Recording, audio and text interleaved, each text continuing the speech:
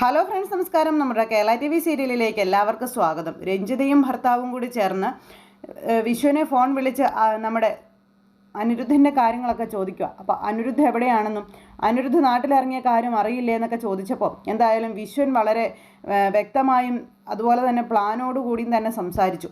എനിക്ക് അനിരുദ്ധിനെക്കുറിച്ച് അറിയില്ല, എനിക്ക് അവനെക്കുറിച്ച് അറിയുകയും വേണ്ടാന്ന് പറഞ്ഞു. അപ്പോഴേക്കും ഇവരിവിടെ നിന്നെന്താ ഇയാൾ ഇങ്ങനെ പറയുന്നതെന്ന് ചോദിച്ചു.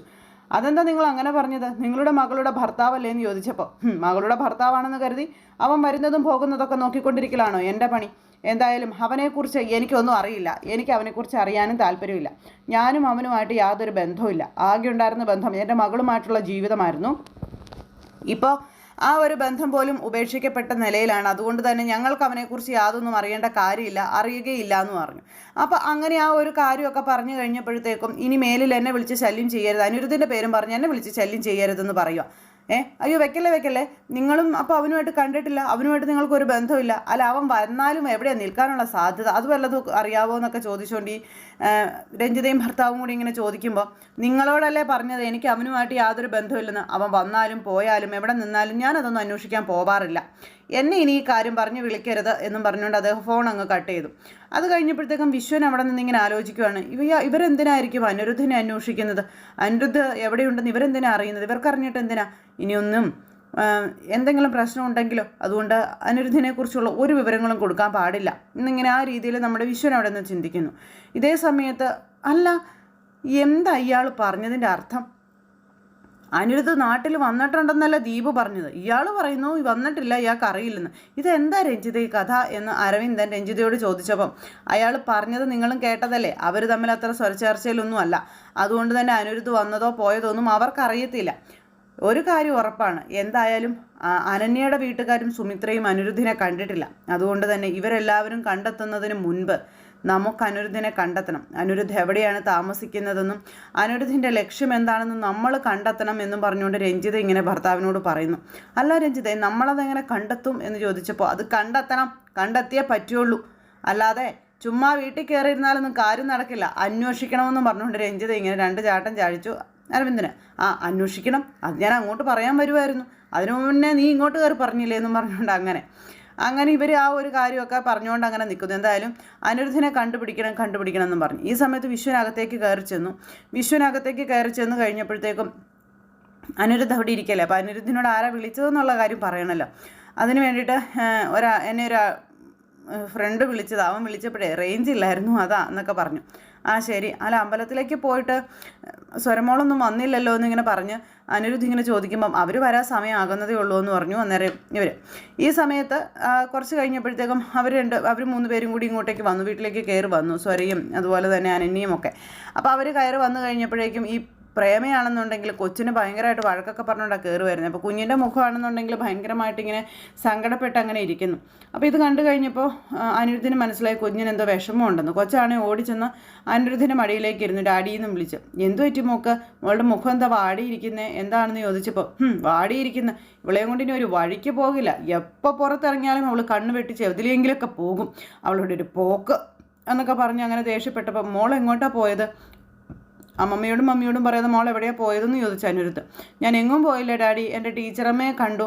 എൻ്റെ ടീച്ചറമ്മയെ കണ്ടപ്പോൾ ടീച്ചറമ്മയോട് ഞാൻ സംസാരിച്ചുകൊണ്ട് ഇരിക്കുകയായിരുന്നു, ടീച്ചറമ്മയും ഞാനും അവിടെ തന്നെ ഉണ്ടായിരുന്നു എന്ന് പറഞ്ഞ് ടീച്ചറമ്മ എന്ന് കൊച്ചൊരു ആവർത്തി എടുത്തെടുത്ത് പറയുന്നത് കേട്ടപ്പോൾ അവർക്ക് രണ്ടുപേർക്കും പേടിയായി. കാരണം എന്താ, സുമിത്രയാണല്ലോ ടീച്ചറമ്മ. അപ്പോൾ അതെങ്ങാനും പറഞ്ഞു കഴിഞ്ഞിട്ടുണ്ടെങ്കിൽ പടി പാലും വെള്ളത്തിൽ കിട്ടുമല്ലോ.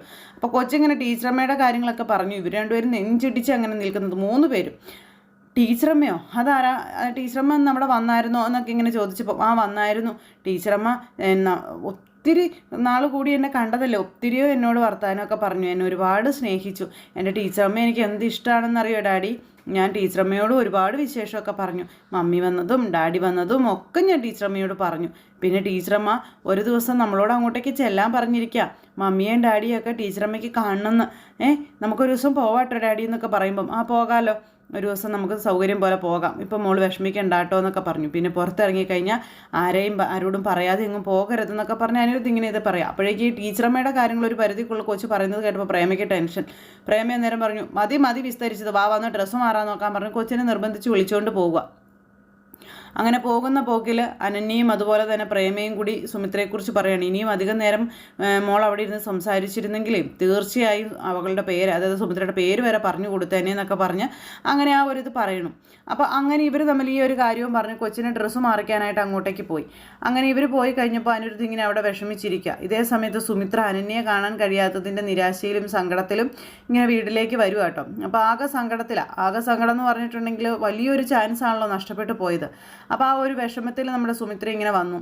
സുമിത്രയോട് ആണെങ്കിൽ സരസ്വതി അമ്മയോട് ഇതൊക്കെ ചോദിച്ചപ്പോൾ ഞാൻ മോളെ വിളിക്കാൻ വന്നപ്പോഴത്തേക്കും കണ്ടില്ല, അപ്പോഴത്തേക്കും അനന്യ പോയി എന്നൊക്കെ പറഞ്ഞു. എന്നിട്ട് ഇവർ കുറേ അമ്പലത്തിൽ അതിലേക്ക് തപ്പി നടന്നു, പക്ഷേ കണ്ടില്ല.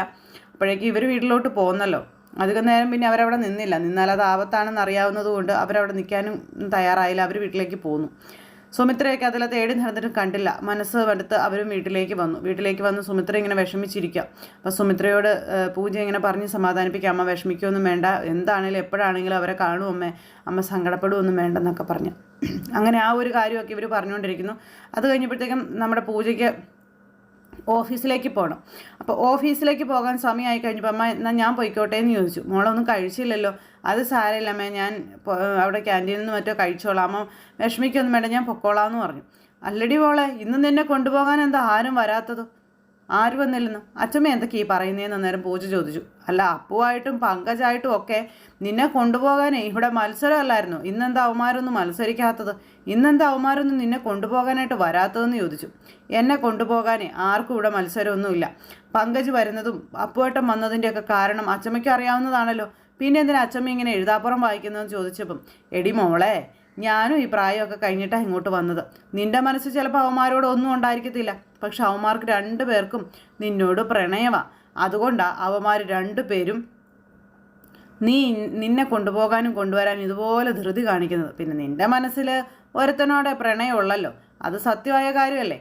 നിന്റെ മനസ്സിലുള്ള പ്രണയം അത് ആരോടാടി എന്നിങ്ങനെ ഈ സരസ്വതി ചോദിച്ചപ്പോൾ പൂജ ഇങ്ങനെ അങ്ങോട്ടും ഇങ്ങോട്ടും ഇങ്ങനെ ആകെ പരതി നോക്കുക, വല്ലാതെയായിട്ട്. അപ്പോൾ സുമിത്ര ഇങ്ങനെ നോക്കുക കേട്ടോ, ഈ തള്ള ഇതെന്തേ പറയുന്നതെന്ന്. അപ്പോൾ അച്ഛമ്മയൊന്നും മിണ്ടാതിരിക്കുന്നുണ്ടോ, ആവശ്യമില്ലാത്ത കാര്യങ്ങൾ പറയാതിരിക്കുന്നുണ്ടോ എന്നിങ്ങനെ പൂജ ചോദിച്ചപ്പോൾ അമ്മ അങ്ങനെ പലതും പറയും, മോൾ അതൊന്നും ഓർത്ത് വിഷമിക്കേണ്ട കാര്യമില്ല, മോൾ പോകാൻ നോക്കാൻ പറഞ്ഞ് സുമിത്ര പൂജയെ പറഞ്ഞു വിടുക.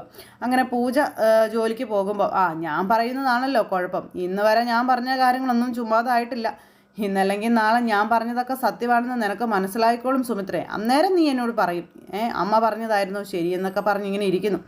അപ്പോൾ അതിനുള്ള മറുപടിയും സുമിത്ര കൊടുത്തു. ഇത് കഴിഞ്ഞതിന് ശേഷം പിന്നെ കാണിക്കുന്നത് ദീപുവും അതുപോലെ തന്നെ അയാളും കൂടി ആ പലിശക്കാരനും കൂടെ നിന്നിങ്ങനെ സംസാരിക്കുക. അപ്പോൾ അങ്ങോട്ടും ഇങ്ങോട്ടും സംസാരിച്ച് എൻ്റെ കാശ് കൊണ്ടുവന്നോടാന്നൊക്കെ ദീപുവിനോട് ഇയാൾ ചോദിക്കുന്നു. അങ്ങനെ ആ പൈസയുടെ കാര്യങ്ങളെപ്പറ്റിയൊക്കെ സംസാരിച്ചുകൊണ്ടിരിക്കുന്നു. ഈ സമയത്ത് ഇയാളാണെങ്കിൽ പൈസ എടുക്കുന്നു പറഞ്ഞുകൊണ്ട് ദീപുവിനോട് ഇങ്ങനെ പറയുന്നു. അപ്പോൾ പരമശിവം, എന്നും ഇപ്പോൾ ഒരാൾക്കൊരവസ്ഥയായിരിക്കണമെന്നില്ല, ഇന്ന് എനിക്ക് ഈ അവസ്ഥയാണെങ്കിൽ നാളെ നിനക്ക് ഈ അവസ്ഥ വരും, അത് നീ മറന്നു പോകരുതെന്നൊക്കെ പറഞ്ഞുകൊണ്ട് ഇങ്ങനെ ആ ഒരു ഇതിലിങ്ങനെ സംസാരിച്ചുകൊണ്ടിരിക്കുമ്പോഴാണ് നമ്മുടെ ചിത്ര അതിലെ വരുന്നത്. ചിത്ര പെട്ടെന്ന് യാദൃശികമായിട്ട് ഇവർ നിൽക്കുന്നത് കണ്ടു. വേഗം തന്നെ ചിത്ര ഒരു മൂലയ്ക്ക് പോയി മാറി നിന്ന് ഇവർ വീക്ഷിക്കുക, ഇവരെന്താ കാണിക്കുന്നത്, ഇവരെന്താ പറയുന്നത്, എന്താ ചെയ്യുന്നതെന്നൊക്കെ ഇങ്ങനെ നോക്കുക. അപ്പോഴേക്കും നീ കൂടുതൽ സംസാരിക്കാനൊന്നും നിൽക്കേണ്ട, എൻ്റെ കാശ് എനിക്ക് ഇങ്ങോട്ട് തരാനാണ് പറഞ്ഞത്, അവസ്ഥ വരികയോ പോവുകയോ അതൊക്കെ എന്തെങ്കിലും ആയിക്കോട്ടെ, എനിക്ക് അങ്ങനെ ഒരു അവസ്ഥ വന്നാലും എന്തായാലും ഞാൻ നിൻ്റെ അടുത്തേക്ക് വരാൻ പോകണില്ലെന്നൊക്കെ പരമശിവൻ പറഞ്ഞു. അപ്പോഴത്തേക്കും നമ്മുടെ ദീപ് പൈസ എടുത്ത് കൊടുത്ത് നീ ഇങ്ങനെ പിടിച്ചുകൊണ്ട് നിൽക്കുക, ബാക്കി അപ്പോൾ തരുമെന്ന് ചോദിച്ചു. അപ്പോൾ ഇത്രയും പൈസ ഞാനിപ്പോൾ തന്നില്ലേ പരമശിവം, എനിക്ക് കുറച്ച് സാവകാശം നീ തരാൻ പറഞ്ഞു. അങ്ങനെ സാവകാശം തരാൻ പറയുമ്പോൾ ഇനി സാവകാശത്തിനൊന്നും പറ്റത്തില്ല, ഇത്രയും ദിവസം ഞാൻ തരും, ഇത്ര ദിവസത്തിനുള്ളിൽ എനിക്ക് എൻ്റെ കാശ് മൊത്തം കിട്ടിയിരിക്കണം, ഇല്ലാത്ത പക്ഷം ഞാൻ ആരാണെന്ന് നീ കാണിച്ചു തരുമെന്നൊക്കെ പറഞ്ഞുകൊണ്ട് ഈ പരമശിവൻ ഭയങ്കരമായിട്ട് ദേഷ്യപ്പെടുക. അപ്പോൾ പരമശിവൻ ഇതൊക്കെ ദേഷ്യപ്പെടുന്നു, ഇവർ തമ്മിൽ സംസാരിക്കുന്നു. അപ്പോൾ ഈ ദീപേട്ടന് എവിടെ നിന്ന് ഇത്രയും പൈസ, ഇയാളുമായിട്ട് ദീപേട്ടന് എന്താ ബന്ധം, ഇത്രയും പൈസ എവിടെ നിന്ന് ഇപ്പോൾ എടുത്ത് കൊടുത്ത്, ഇതൊക്കെ ചിത്രം നിന്ന് ചിന്തിക്കുക. എന്നിട്ട് ചിത്രം ഒന്നും മിണ്ടാതെ നേരെ വീട്ടിലേക്ക് പോയി. എന്തായാലും ദീപു ആരാണെന്നും ദീപു എന്ന ചതിയൻ്റെ തനി നിറവും ചിത്ര തിരിച്ചറിഞ്ഞു. വീട്ടിലേക്ക് പോയി നമ്മുടെ ചിത്ര ഇങ്ങനെ ആകെ വിഷമിച്ചിരിക്കുക. കാരണം ഭർത്താവ് ഇത്രയും വലിയൊരു കൃത്രിമൊക്കെ കാണിച്ചിട്ടും അത് താൻ അറിഞ്ഞില്ല, തന്നെ പറഞ്ഞ് കബളിപ്പിച്ച് കണ്ണിപ്പൊടിയിട്ട് ഒരു മൂലയ്ക്ക് ഇരുത്തിയിരിക്കുകയായിരുന്നു. അപ്പോൾ അതിൻ്റേതായ ഒരു വിഷമമൊക്കെ എന്തായാലും ഉണ്ടാകുമല്ലോ. അങ്ങനെ വിഷമിച്ച് ഇങ്ങനെ ഇരിക്കുക. അപ്പോൾ അങ്ങനെ വിഷമിച്ചിരിക്കുന്ന സമയത്ത് ഈ പുള്ളിക്കാരിയുടെ അടുത്തേക്ക് ഇതേ വരുന്നു നമ്മുടെ ദീപുവിനെ കണ്ടപ്പോഴും ചിത്ര ഇങ്ങനെ മുഖം തിരിച്ചു തന്നെ ഇരിക്കുന്നു. ഒരു വളിച്ച ചിരിയൊക്കെ ചിരിച്ചാണ് ദീപു കയറി വരുന്നത്. അപ്പോൾ ചിത്രയുടെ ഭാവമാറ്റമൊക്കെ കണ്ടു കഴിഞ്ഞപ്പോൾ ഈശ്വര, ഇവർക്ക് ഇന്നും പ്രശ്നങ്ങളാണല്ലോ, ഇടത്തൂടാണല്ലോ, ഇനി ഇവൾ വല്ലതും അറിഞ്ഞു കാണുമെന്നൊക്കെയുള്ള പേടിയിലാണ് ദീപു കയറി വരുന്നത്. കയറി വരുന്ന ദീപുവിനോട് ഇനി ചിത്ര ഒരു ചോദ്യം ചെയ്യലുണ്ട്. ആ ചോദ്യം ചെയ്യലിന് മുന്നിൽ ഉത്തരം കൊടുക്കാൻ കഴിയാതെ ദീപു നിന്ന് പതർന്നൊരു സിറ്റുവേഷൻ ഉണ്ട്. അപ്പോൾ അങ്ങനെയൊക്കെയുള്ള ഒരു കഥയും കാര്യങ്ങളും ഒക്കെ ആയിട്ട് നമ്മുടെ കഥ വരുന്നുണ്ട്. അപ്പോൾ എല്ലാവരും കാത്തിരുന്ന് കാണണം, ആരും തന്നെ മിസ് ചെയ്ത് കളയരുത്. എല്ലാവർക്കും നല്ലൊരു ദിവസം ആശംസിക്കുകയാണ്. എല്ലാവരുടെയും സപ്പോർട്ടിനും സ്നേഹത്തിനും ഒത്തിരി ഒത്തിരി നന്ദി ഹൃദയത്തിൻ്റെ ഭാഷയിൽ അറിയിക്കുന്നു. അടുത്ത സൂപ്പർ ഹിറ്റ് കഥയുമായി കാണുന്നത് വരെ എല്ലാവർക്കും നന്ദി. അതോടൊപ്പം നമ്മുടെ ചാനൽ ആദ്യമായിട്ട് കാണുന്നുണ്ടെങ്കിൽ ഒന്ന് സബ്സ്ക്രൈബ് ചെയ്യണം കേട്ടോ. തൊട്ടടുത്ത് കാണുന്ന ബെൽ ബട്ടൺ അമർത്തി കഴിഞ്ഞിട്ടുണ്ടെങ്കിൽ നമ്മുടെ വീഡിയോസ് എളുപ്പത്തിൽ നിങ്ങൾക്ക് കാണാൻ സാധിക്കുന്നതായിരിക്കും. അപ്പോൾ പ്രൊമോ വീഡിയോ എല്ലാവർക്കും ഇഷ്ടപ്പെട്ടു എന്ന് വിശ്വസിക്കുന്നു. എന്തായാലും നമ്മുടെ കഥയിൽ ഇന്നത്തെ സിറ്റുവേഷൻസ് ഇതെല്ലാം തന്നെയാണ്. ഡയലോഗുകളിൽ ചെറിയ ചെറിയ മാറ്റങ്ങളൊക്കെ ഉണ്ടാവാം. അപ്പോൾ എന്തായാലും എല്ലാവരും കാത്തിരുന്ന് കാണുക. എല്ലാവർക്കും ഒരിക്കൽ കൂടി നന്ദി അറിയിച്ചുകൊണ്ട് നിർത്തുന്നു. താങ്ക്